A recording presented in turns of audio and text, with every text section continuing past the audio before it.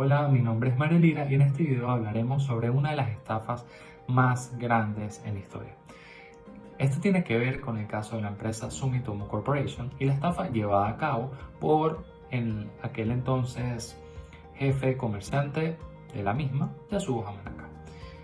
Estamos hablando de enormes cantidades de dinero, que van desde los 1.200 millones de dólares hasta los 2.800 millones de dólares. Ahora bien, para entender un poco más en qué consistió esta estafa, tocaremos diferentes puntos, como lo son de qué se encarga esta empresa, Sumitomo Corporation, quién fue Yasuo Hamanaka, cuál es el problema en sí, cuáles fueron las causas del problema, el desarrollo y partidas significativas más afectadas, además de conclusiones y las violaciones más notorias a los principios de contabilidad.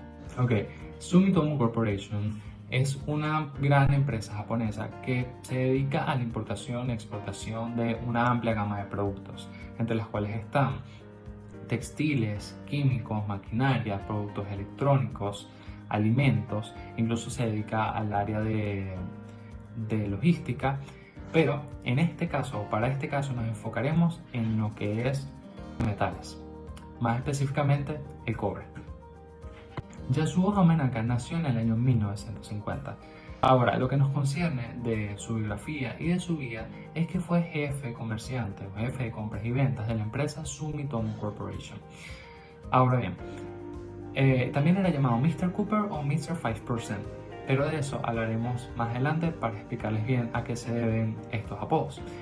Luego que fue acusado de fraude por Sumitomo Corporation, fue despedido y luego sentenciado a prisión, donde él se declaró como único culpable, aunque esto todavía está en duda, debido a que la magnitud y el alcance que tuvo tal estafa, tal fraude, era demasiado amplio, por lo que parecía dudoso esto, pero hasta ahora no se ha demostrado lo contrario.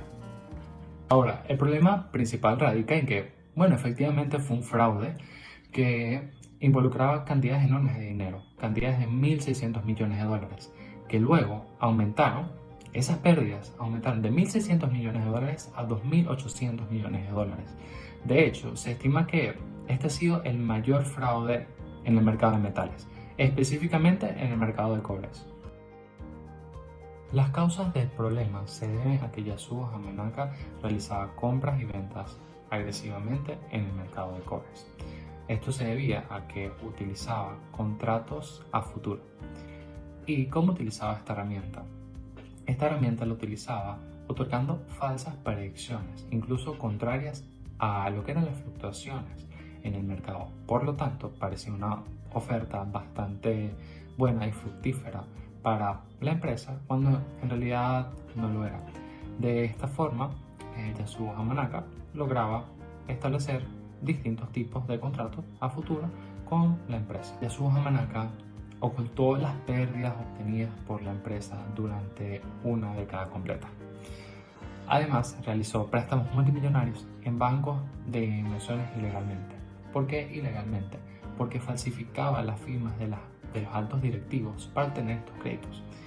Y luego estos créditos eran registrados en la contabilidad de la empresa o en la balance sheet como ingresos, cuando en realidad no eran ingresos, eran pasivos, eran obligaciones que debía pagar la empresa, pero estaba utilizando contabilidad creativa para desarrollar esto. Entonces falsificaba las firmas de sus supervisores, de sus superiores, mejor dicho, y también falsificaba los estados financieros.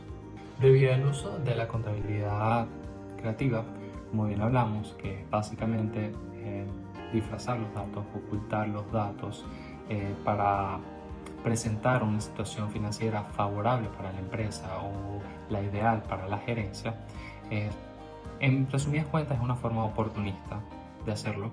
Se generaron varios problemas en los cuales se presentaban en los activos, en los pasivos y en los revenues.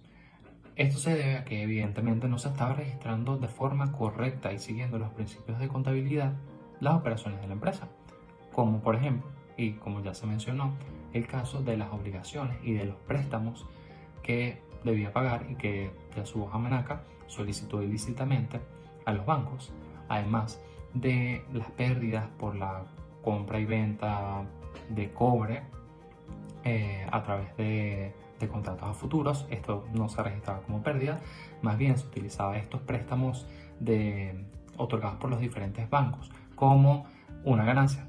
Se decía que esto era ganancia de la empresa cuando en realidad no lo era, y diferentes datos se vieron alterados, evidentemente afectando la posición financiera de la empresa, ya que no era la realidad que vivía, era simplemente datos alterados.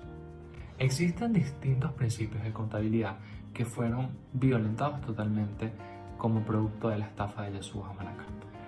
El primero que tenemos es el principio de vengado, que esto consiste básicamente en registrar en la fecha en que se realizó las acciones financieras, ya sea registrar los intereses y gastos, entre otras. Y esto efectivamente no se registró porque al momento de, por ejemplo, asumir la deuda con los bancos, no se registraba ahí, no se registraba de otra forma. Otro de los principios que fue violentado fue el principio de prudencia, que esto tiene que ver con contabilizar los beneficios cuando se produzcan y las pérdidas cuando se conozcan. Evidentemente esto no fue lo implementado por Yasuo Yamanaka a lo largo de sus 10 años de gestión en esta parte. Y también está el principio de objetividad. Es muy importante que los datos sean lo más veraces y lo más objetivos posibles, y dentro de la gestión de Yasuo Yamanaka estos datos carecían de fidelidad, eran unos datos trucados, por lo tanto carece totalmente de lo que es el principio de objetividad. Y luego tenemos el principio de equidad, que es muy importante. Esto tiene que ver con lo que es la ética, la justicia, y podemos ver cómo esto afectó a la empresa en gran medida. Incluso no solo a la empresa, sino al mercado de metales mundial, porque efectivamente las empresas de Sumitomo Corporation bajaron, pero también bajó un 5% el precio del cobre. Es decir, afectó todo el mercado mundial de los metales. Es por esto que se debe el apodo de Yasuo Yamanaka de Mr. 5%. Para concluir, esta estafa, como ya hablamos, duró 10 años. Es decir, él estuvo desde sus 38 años a los 48 años manteniendo esta estafa. Y fue una estafa de 1.200 millones de dólares, que después se estimó que eran 3.200 millones de dólares. Es decir, una suma exorbitante de dólares.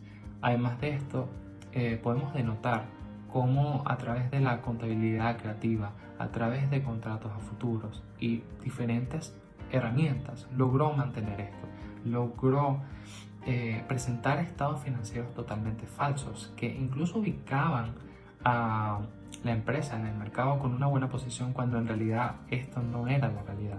Y luego de que se descubre todo este fraude, son impresionantes las consecuencias que tiene para la empresa, ya que tenía una deuda aproximadamente de 3.200 millones de dólares. Pero es importante destacar que actualmente la empresa Sumitomo Corporation todavía se encuentra en actividades y es una gran empresa japonesa, incluso pudiéndose comparar con Toyota y Mitsubishi. En el caso de Yasuo Yamanaka, él fue sentenciado a cárcel, se declaró como único culpable, aunque esto está en duda. Y aquí finaliza el video y gracias por su atención.